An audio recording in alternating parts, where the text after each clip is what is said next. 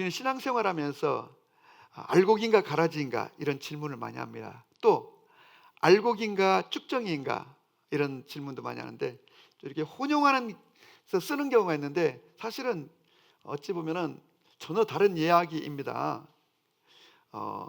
알곡인가 쭉정이인가, 알곡인가 가라지인가. 이 알곡인가 쭉정이인가는 예수님이 하신 말씀이 아니고 예수님을 바라보면서 세례 요한이 한 얘기입니다. 마태복음 3장에 있는 내용이죠. 또 이제 알곡인가 가라지인가, 이거는 예수님께서 비유를 들어서 설명하시는 중에 하는 내용인데 이 내용은 상당히 다르죠. 첫째, 우리는 알곡인가 가라지인가, 알곡인 줄로 믿습니다. 예. 그러니까 이 알곡인가 가라지인가 할 때 알곡과 가라지는 품종이 다릅니다. 우리 이제 벼 같은 경우를 보면 논에서 이제 벼가 자라면 벼하고 거의 비슷하게 생겼는데 피라는 게 있어요. 그건 가운데 하얀 줄이 이렇게 있는, 섞여서 잘 몰라요. 그렇지만 농부들은 그냥 보면 쉽게 분별할 수가 있죠. 근데 이걸 놔두면 말이죠, 나중에 온통 피밭이 돼 버려요. 그리고 피는 더 막 왕성하게 자라요. 더 높이 자라고. 그래서 양분을 다 빼앗아 먹기 때문에 벼가 제대로 이렇게 자라지 못하는 경우를 볼 수가 있고요. 또 뽑다 보면 벼까지 같이 뽑히는 경우가 있어요. 그럼 이제 분리해서 다시 꽂고 하는데 큰 상처를 입히는 것이죠. 근데 이 피라는 게 얼마나 이제 번식력이 강한지 몰라요. 그런데 어떤 사람은 이 가라지가 이 벼가 알곡이 될 수 있는가 생각하는데, 가라지는 여러분 알곡이 될 수 없는 거예요. 왜냐하면 품종이 다르니까. 생각해 보세요. 피가 벼가 될 수는 없잖아요. 그렇죠? 그런데 이 알곡인가 아니면 쭉정인가 할 때 이 질문은 또 전혀 다른 질문입니다. 여러분, 알곡은 쭉정이가 되기도 합니다. 알곡이 열매를 충분히 맺히지 못하면 그게 속이 빈 쭉정이가 되는 거예요. 여러분과 저는 알곡이 될 수 있기를 주의 이름으로 축복하고, 오늘 여러분과 제가 나누고자 하는 이 주제는 이 알곡인가 쭉정인가 라고 하는 주제입니다. 쭉정이는 본래 알곡이었어요. 그런데 제대로 수분을 섭취하지 못한다거나 아니면 영양분을 빼앗겼다거나 아니면 가라지에 가려가지고 햇빛을 충분히 못 받으면 알맹이가 충분히 굵어지지 못하고 쭉정이가 되는 거예요. 또 아니면 그냥 절반쯤 이게 쭉정이인지 알곡인지 구분이 잘 안 될 수도 있고요. 그래서 이거는요, 이제 키질을 해보면 알 수가 있어요. 그래서 우리가 시골에서 이렇게 키질을 하죠. 키질을 하면 저 쭉정이는 키 밖으로 날아가 버리고, 또 그리고 알곡은 키 안으로 이렇게 들어오게 되는 거죠. 근데 이제 이게 쭉정인지 알곡인지 잘 구분이 안 되는 그 형태의 것이 있어요. 그러니까 안에 알갱이가 있긴 있는데 이게 너무 작고, 그리고 이제 제대로 잘 결실치 못한 것들은 키질을 하다 보면 밖으로 훌쩍 나가는 경우가 아주 흔히 있는 거예요. 그러면 또 농부들이 다시 가서 혹시 해서 좀 거둘까 해서 이렇게 하고, 또 농사를 이게 추수할 때 보면 올해는 우리 집이 논이 10마지기인데 20마지기인데 매년 몇 가마를 얻었는데 하고 기대를 했는데, 막상 나중에 타작을 해보면 계산했던 거, 또 추측했던 거, 기대했던 것보다 훨씬 못 미치게 곡식을 얻게 되는데, 그것은 쭉정이가 많기 때문이에요. 우리 그리스도인들이 신앙생활할 때 내가 쭉정이인가 알곡인가. 근데 세례 요한은 예수님께서 오시면은 이 알곡과 쭉정이를 구분하여, 쭉정이는 불에 던져 살라버리고 알곡은 곡간에 들인다고 했는데, 바로 이 곡간은 천국을 말하는 것이고, 그야말로 불에 던져 사른다는 것은 하나님의 심판에 나아가게 된다. 뭐 또 지옥이라고도 설명할 수가 있겠죠. 이 키라고 하는 것은 이 풍력을, 바람을 이용해서 밖으로 밀어내는 거예요. 이제 키보다 조금 더 강력한 것이 있는데 풍구라는 게 있습니다. 보셨죠? 예. 그래서 이제 돌리는 거예요. 돌려. 그러면 돌리고 이제 위에서 이제 쭉 넣으면은 그 쭉정이는 그 강하게 돌리면 멀리 날아가 버리고 알곡은 밑으로 내려오는 그런 방식인데, 이 키나 이 쭉정이는 바로 바람을 이용해서 알곡은 안쪽으로 들이고 쭉정이는 밖으로 밀어내는 거예요. 이건 뭐를 의미하냐면 바로 하나님께서 하나님의 심판의 때 우리가 인생을 살아가면서 이런 저런 고난과 역경 또 그리고 환란이 올 때 그 쭉정이는 그 환란과 연단을 견디지 못하고 이 바람을 견디지 못하고 점점 고난이 오고 역경이 오면 쭉정이들은 세상 속으로, 세상 밖으로 주님에게서 자꾸 멀어지는 것을 볼 수가 있어요. 근데 여러분 기억하십시오. 알곡성도는 고난이 오고 어려움이 오면은 더 하나님께로 어찌하든지 간에 안쪽으로 키질을 이렇게 계속 하다 보면은 알곡은 안쪽으로 계속 들어오는데 쭉정이 놈들은 자꾸 밖으로 가다가 그 키 밖으로 날아가 결국은 농부여에서 불에 살라지게 된다는 그런 어떤 중요한 비유를 하고 있는 것이죠. 천국에 가면 3번 놀라게 된다고 그러죠. 첫째, 내가 나 같은 인간이 어떻게 이 천국에 왔나 하고 감격하며 놀라게 되는 것이고, 두 번째는 분명히 왔어야 되는 우리 교회 장로님이 안 보이시기도 하고 우리 교회 권사님이 안 보이시기도 하고, 그래서 반드시 올 거라고 왔어야 되는 사람이 없다는 사실에 놀라게 된다는 거죠. 세 번째는 저 인간은 절대로 천국은 못 갈 거야, 어떻게 저런 사람이 한데 천국에 딱 와 있는 거 보고 놀라게 된다는 것이죠. 이것은 우리 예수님께서 누가복음 18장에서 그 바리새인과 이 세리가 성전에 기도하러 올라왔는데, 그 바리새인은 기도할 때 고개를 쳐들고는 주여 감사하옵는데 저는 일주일에 2번씩 금식을 하고 11조를 철저히 드리고 저는 저 세리와 창기와 같은 자가 아닙니다. 나는 투색을 음란을 또 악행을 행하지 않았습니다 하고 기도했다는 거예요. 누가 봐도 경건의 대명사처럼 보이죠. 본인과 사람들, 소위 자타가 공인하는 경건의 표상이라고 할 수 있는 그 바리새인. 그런데 저쪽에 있는 그 세리는 고개를 들지도 못하고 하나님 저를 불쌍히 여겨주세요, 저를 불쌍히 여기세요 울다가 돌아갔는데, 이 두 사람 가운데 바로 세리는 하나님께 인정함을 받고 돌아갔지만 바리새인은 인정함을 받지 못하고 돌아갔다. 이건 우리에게 무엇을 말하는가요? 사람은 외모로 평가하고 판단하지만 하나님은 그 중심을 바라보신다는 거예요.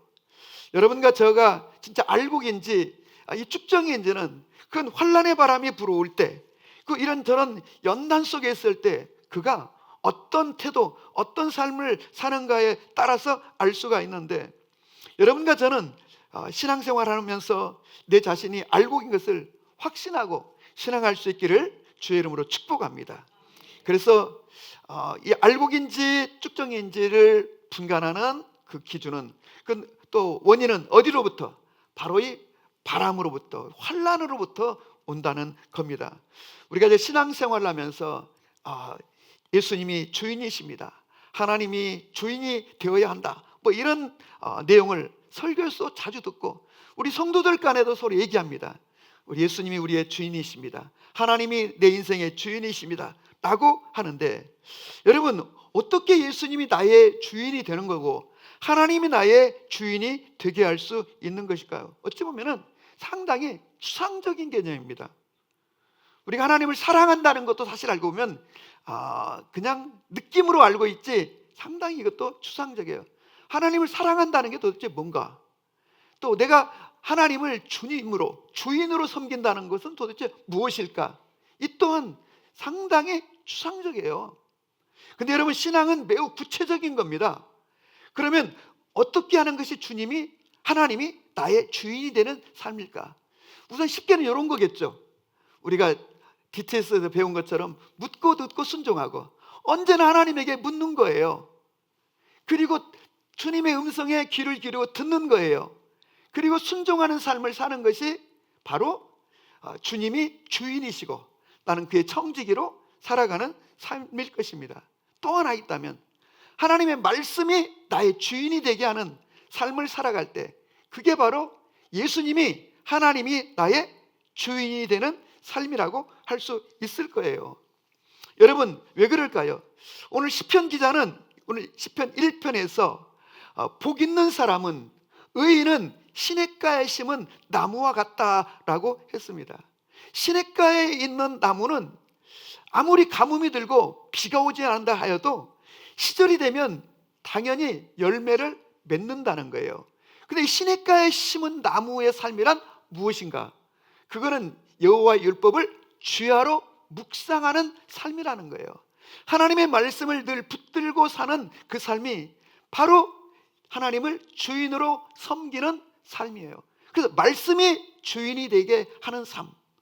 여러분, 우리가 요한복음 1장 1절 이하에 보면은 태초에 말씀이 계시니라, 이 말씀이 하나님과 함께 계셨고 이 말씀이 곧 하나님이시라 그랬어요.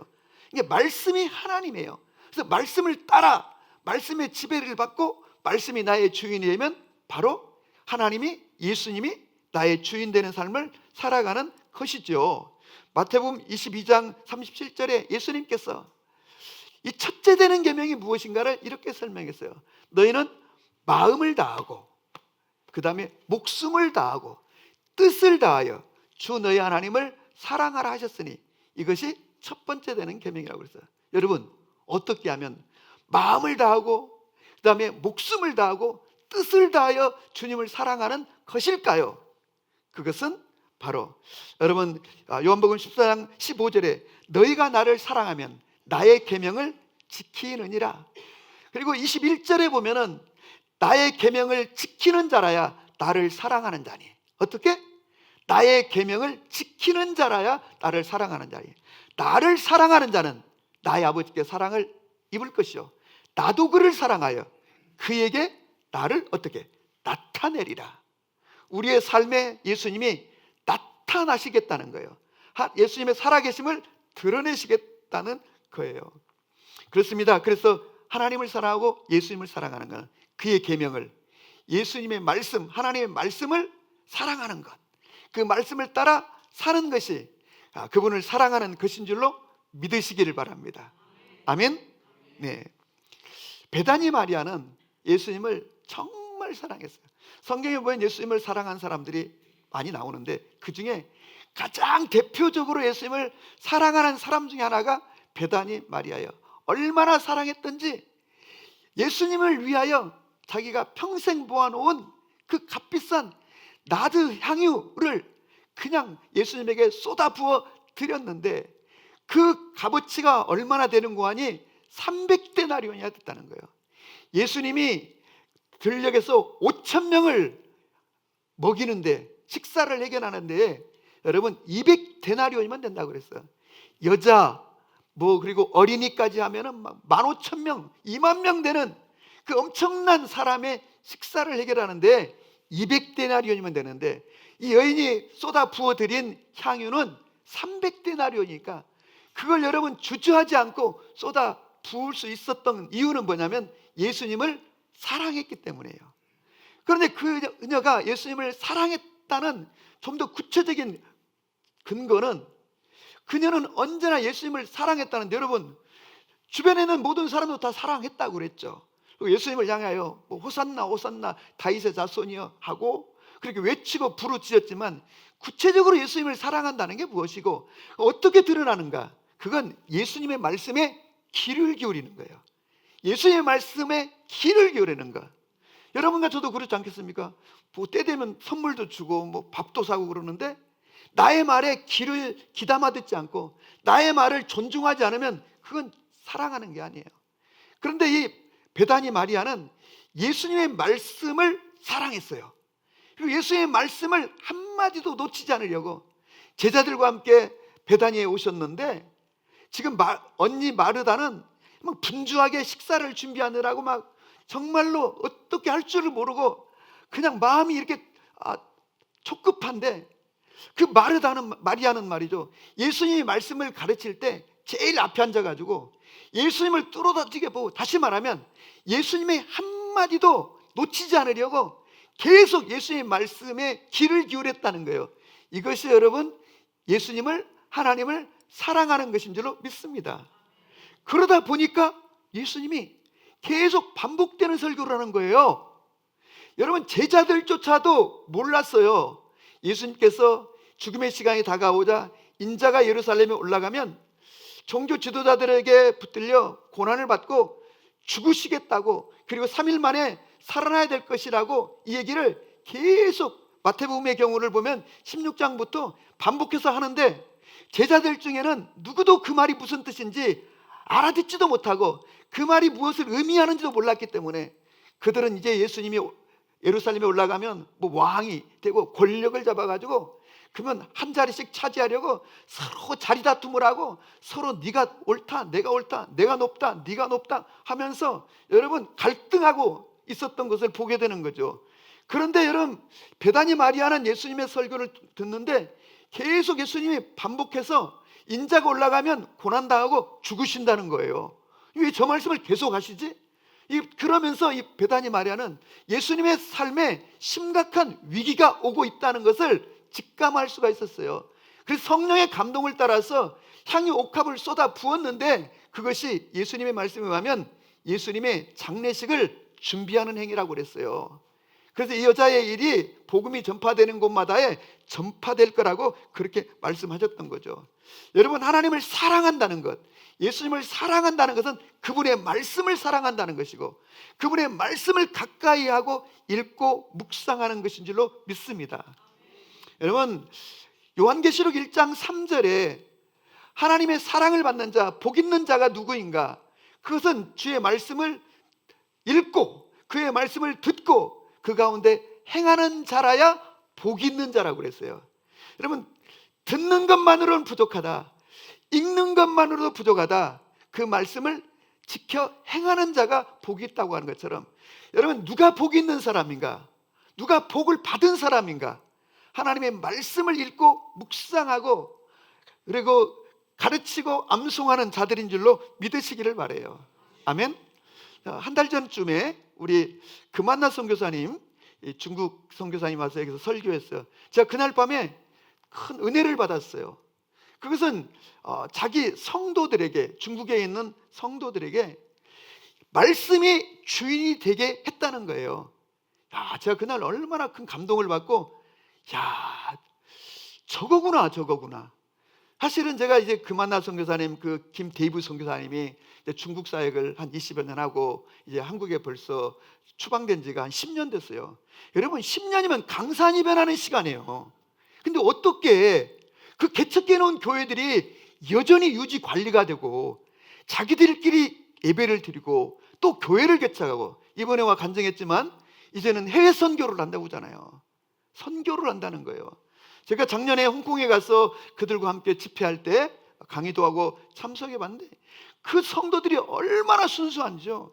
중국도 여러분 다 똑같은 중국이 아니에요. 정말로 지금은 얼마나 돈에 대한 탐욕과 돈이면 해서 무슨 짓도 하는 게 중국이라는 사이인 거 우리가 알잖아요, 뉴스를 통해서.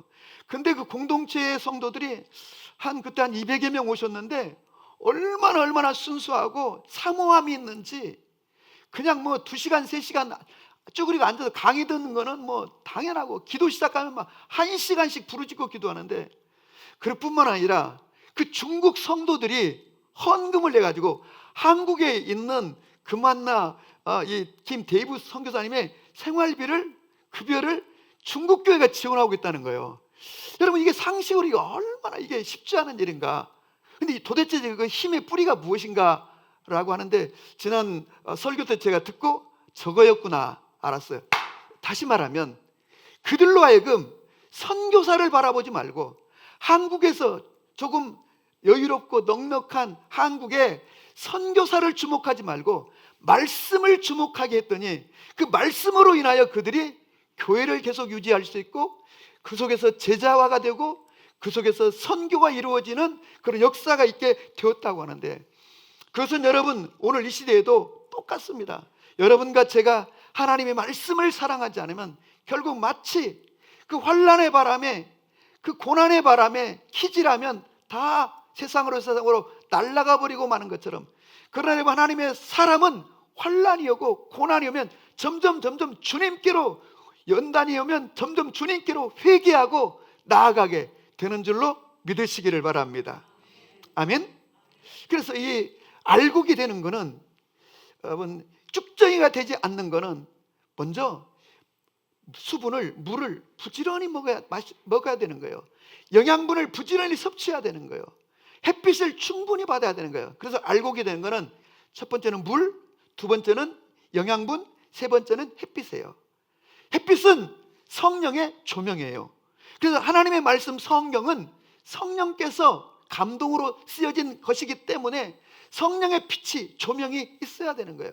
그래서 시편 119편 기자의 고백처럼 나의 눈을 열어 주님의 법에 기이한 것들을 볼 수 있도록 해주십시오. 성령이 빛을 비춰 조명하면 이 말씀은 내 발의 등이 되고 내 나아갈 길에 빛이 되는 거예요. 그때 스승보다 더 놀라운 지혜를 주고 백발이 성성한 노인보다 더 높은 총명을 주신다는 거예요. 뭐가? 하나님의 말씀이. 그렇게 해서 복을 받은 사람들이 유태인들 아니겠어요? 그래서 여러분과 저는 하나님의 부르심 속에, 선택 속에 예수를 믿고 구원받은 백성들인 줄로 믿으시기 바랍니다. 하나님이 우리를 선택했다면 그 다음에 이제 우리는 우리 자신이 또 선택해야 되는 거예요. 우리는 이 땅에 많은 종교들이 있는데 기독교를 선택하고 하나님을 선택한 거예요. 그럼 하나님을 선택했다면 그 다음에 또 다시 선택해야 돼요. 나는 쭉정이로 남을 것인가, 나는 알곡이 될 것인가. 다시 말하면 예수님의 제자가 될 것인가, 종교인이 될 것인가를 그 다음에 선택해야 되는 거예요. 그런데 그것의 기준은, 그것의 차이는 어디로부터 일어나는가?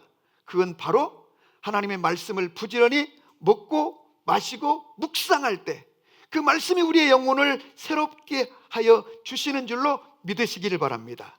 아멘. 그래서 내년에는 저희가 지금 계획하기를 이렇게 해보려고 그래요. 저희가 이제 두 번 이제 성경 통독을 이제 마치고 지금 사복음서를 이제 읽고 있는데, 그래서 이번 연말 끝나면 내년부터는 우리 전 교인이 어떻게 좀 의무적으로 좀 매여가지고 성경을 읽을 수 있을까? 근데 지금 저희가 성경을 5장씩 읽다 보니까 사실 이게 적은 분량이 아니에요. 또 신앙생활 처음 하시는 분들에게는 상당히 부담될 수 있고, 또 바삐 살아가다 보면 한 이틀 3일 놓쳐버리면 분량이 많아져가지고 학교 다닐 때도 공부 안 하던 분이 이 나이에 뭐 그걸 읽겠습니까? 막 25페이지 막 30페이지씩 되는데, 그러다 보면 이제 주저앉거나 또 이제 포기하는 일들이 벌어지는데, 그래서 부담을 줄이기 위해서 내년부터는 성경을 우리 모든 성도들이 2장 읽는 운동을 벌이려고 그래요. 근데 이거는 이제 분량에 따라서 선택하면 되는 거예요. 그래서 2장을 읽는데 어떻게 읽는가? 2번을 읽는 거예요. 이 속에 놀라운 신비가 있는 줄로 믿습니다. 한 번을 읽고 또 한 번을 읽으면 이거는 이제 읽고 싶은 사람은 하면 되는 거예요. 근데 나는 그거 좀 부담된다, 또 바쁘다 보니까 못했다, 그러면 한 번만 읽으면 되는 거예요. 그래서 그 속도를 이렇게 맞춰가면 되는 거예요. 아멘. 그것도 못해요? 그것도 못해? 여러분, 우리는 선택해야 되는 거예요. 내가 알곡이 될 것인가, 쭉정이가 될 것인가. 제가 언젠가 저 천안에 이제 어떤 그 보감찰소에 있는 어떤 그 자매님을 이제 그 가족들과 함께 이제 방문이라고 되나요? 아니면 찾아갔던 적이 있어요. 그 남동생이 아주 교회도 안 다니면서 성경을 얼마나 나한테 아는 척을 하는지, 가다가 나한테 이렇게 얘기하는 거예요. 목사님, 성경에도 인간은 생각하는 갈대라고 하지 않았습니까? 성경에도 인간은 생각하는 갈대라. 나는 어떤 장로님이 또 이런 얘기하는 거 들었어요. 진짜로 직접. 하늘은 스스로 돕는 자라고 성경에 나와 있. 야, 이게 미국 사람들, 청교도들의 격언이잖아요. 물론 성경에 뿌리가 있겠지만, 이게 성경을 모르면서 성경 아닌 것을 성경이라 생각하는, 그래서 성경보다는 자기의 신념과 세상의 잡다한 지식을 가지고 판단하고 살아가는 수많은 그리스도인들, 여러분과 제가 정말 하나님의 말씀을 붙들기로, 말씀을 따라 살기로 선택하시고 결단하시기를 주의 이름으로 축복합니다. 그래서 시편 오늘 1편에 말하는 복 있는 사람은 누구인가? 이건 세상적으로 많은 부와 성공을 쟁취한 사람이 아니라 여호와의 말씀을 따라 사는 사람이요, 여호와의 말씀에 뿌리를 내리고 살아가는 사람이라는 것을 기억하시기를 바랍니다. 그래서 이 말씀에 뿌리를 내리는 사람은 마치 시냇가에 심겨진 나무와 같다는 거예요. 여러분, 이거는 저 이스라엘 나라, 저는 이거를 가장 절감했던 게 이 이스라엘 나라 저 밑에 가면은 저 사해바다 옆에 엔게디라고 하는 계곡이 있어요. 근데 이 사해바다 쪽은 얼마나 뜨겁고 이 햇빛이 정말로 그야말로 장렬하느냐 하면은 얼마나 뜨겁고 태양빛이 장렬하든지 그냥 물들을 다 삼켜버리는 거예요.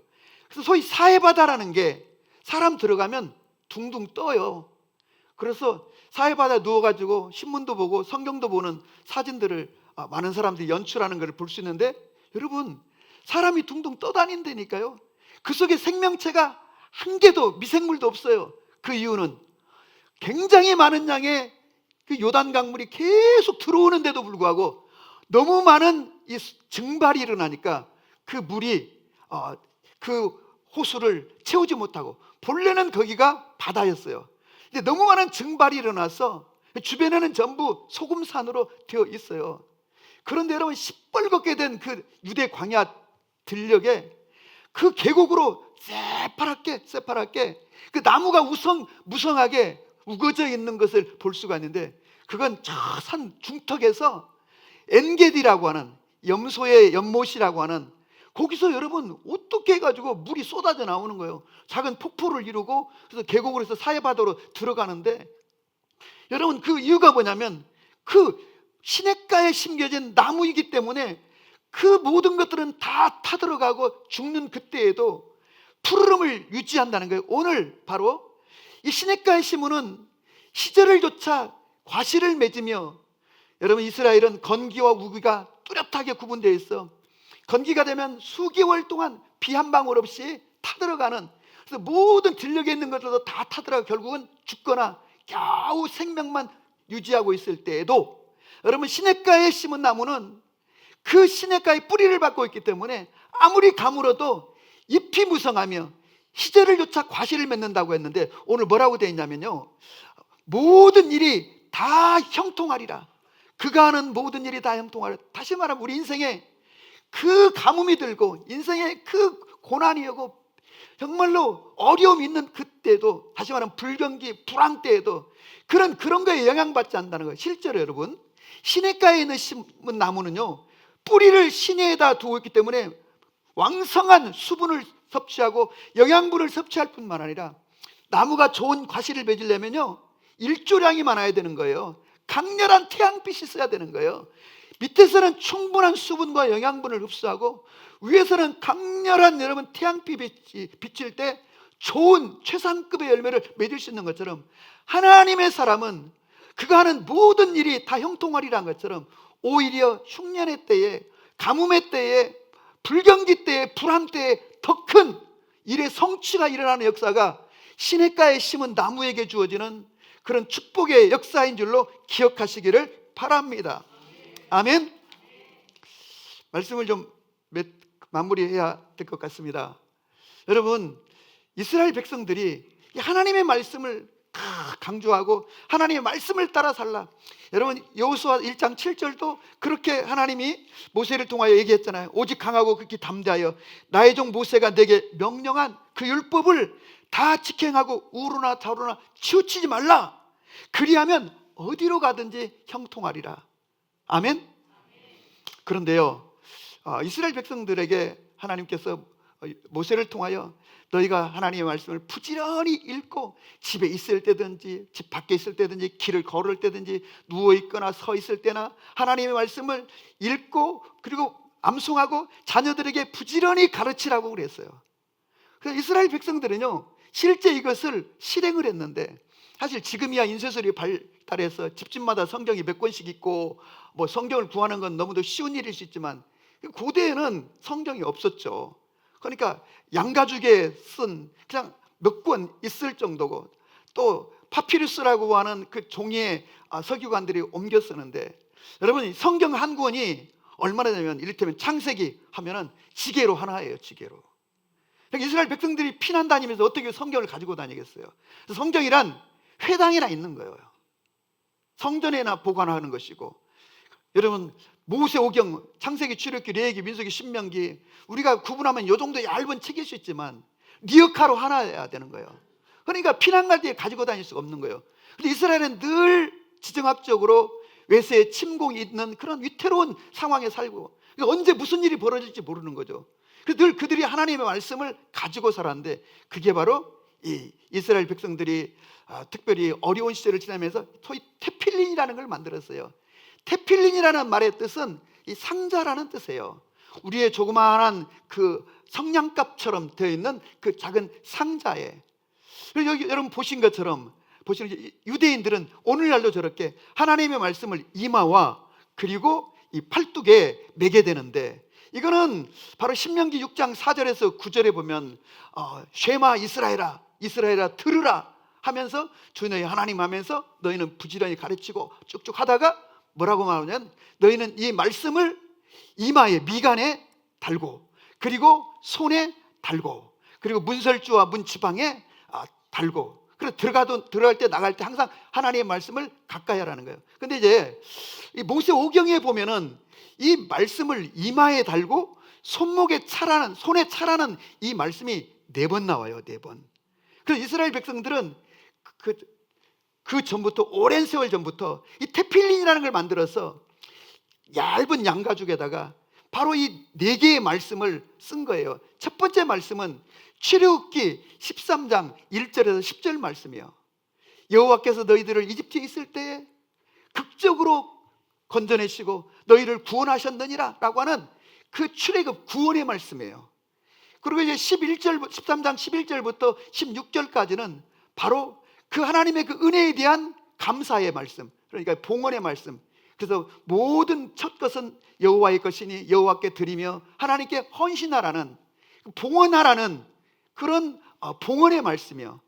세 번째는 신명기, 바로 쉐마, 6장 4절에서 9절까지 있는 바로 이 쉐마의 말씀이에요. 그래서 너희는 이 말씀을 부지런히 가르치고, 교육에 관한 거죠. 또 하나님을 어떻게 섬길 것인가, 너희는 마음을 다하고 목숨을 다하고 뜻을 다하여 주 너희 하나님을 사랑하라고 하는, 그리고 이걸 가르치라고 하는 이 교육과 이 섬김에 관한 말씀이에요. 네 번째는 축복의 말씀이에요. 너희는 들어가도 나가도 복을 받을 거라고 하는 신명기 11장 13절에서 21절의 말씀이에요. 이걸 제가 한번 이렇게 이게 인터넷에서 이제 따가지고 한번 보니까 A4 용지로 한 페이지 반 정도 분량이 되더라고요. 한 페이지 반 정도 되는 이 테필린의 이 말씀을 이스라엘 모든 백성들은 다 암송을 하는 거예요. 여러분, 모든 이스라엘 백성들은 이 말씀을 암송하고 하루에 2번씩, 아침에 일어나서 그리고 저녁에 밖에서 돌아와서 자기 전에 반드시 그 글들을 이렇게, 문헌들을 이렇게 읽어보면 이런 대목이 나와요.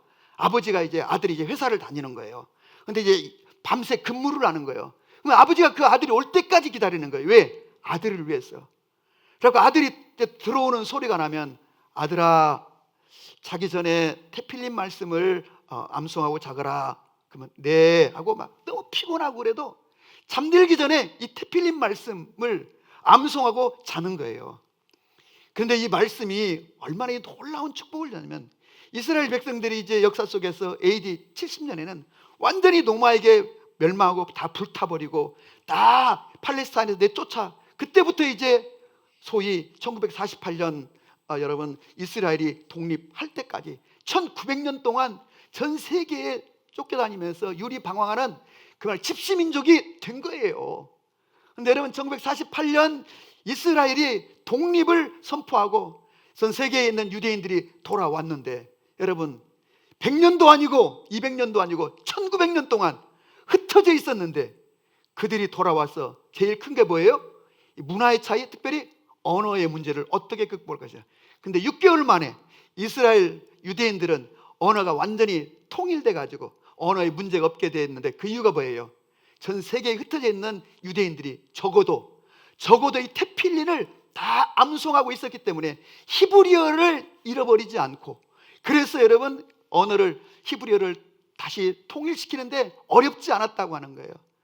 여러분과 제가 하나님의 말씀을 붙들고 살면 그 말씀이 여러분과 저 우리의 인생을 지켜주실 줄로 믿거니와, 이런 결단이 있어야 되는데, 저는 읽을 때마다 뭐가 생각나냐면 우리 민족도 참 애우는 걸 많이 했어요. 우리 어릴 때는요, 우리 저희 집 뒤에가 그 향교라는 게 있어서 천자문을 가르쳤어요.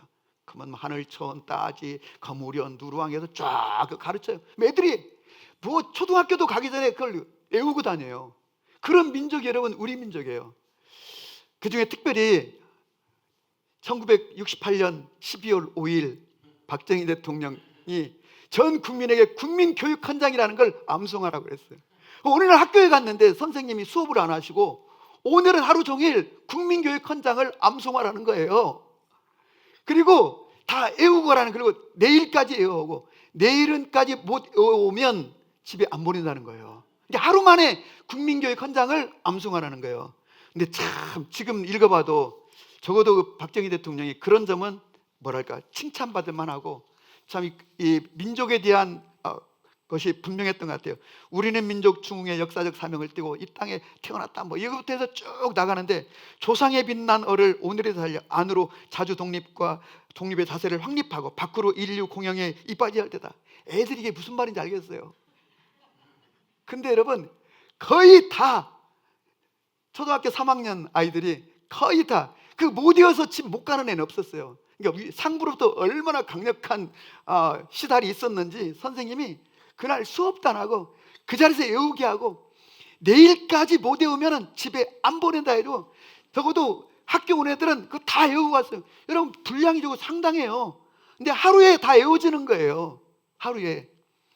여러분과 제가 지금 요즘은 참 안 하지만 옛날에는요, 우리 어땠어요? 밥 먹을 때마다 주기도문 외우고 먹었거든요. 사도신경 외우고 또 시작하고. 그러면 주기도문과 사도신경도 양이 상당해요. 그러니까 이런 식으로 유대인들은 이 테필린 말씀 4개의 말씀을 딱 외우고 어디로 가든지, 그 당시에 성경을 가지고 다닐 수는 없었으니까 이 말씀을 매일 암송하는 중에 그 말씀이 그들의 가치관이 되고, 그 말씀이 그들의 신앙이 되고, 그 말씀이 그 민족을 살려주는 말씀이 된 것처럼, 오늘 여러분과 제가 정말로 하나님 우리를 선택하셨다면 이제 우리가 선택하셔야 됩니다. 나는 알곡 신자가 될 건지 쭉정이 신자가 될 것인지, 하나님의 말씀을 사모하고 암송하고 또 그리고 읽고 묵상하는 그런 성도가 되기를 주의 이름으로 축복합니다. 아멘. 내년 1월 첫째부터 시작할 이 말씀 읽는 통독, 하루에 2장씩 읽는 이 통독 운동에 여러분들 다 참여하시기를 바랍니다. 자, 참여하실 분들은 오른쪽 발가락을 이렇게 움직여 보시기 바랍니다. 아멘. 다 대답하셨습니다. 예, 또 그때 가서 할까 말까 하지 마시고, 2장인데 뭐 2장인데 한 7, 8번이면 읽고, 뭐 좀 빨리 5, 6분이면 읽는데요. 그리 하실 수 있기를 바랍니다. 그렇게 2번 읽는 거에 비밀이 있어요. 2번 읽으면 두 번째는 그 말씀이 풀어지고 성령의 계시, 그야말로 일루미네이션이 쫙 조명하심으로 우리가 이 말씀이 깨달아지고 풀어지는 역사가 있을 줄로 압니다.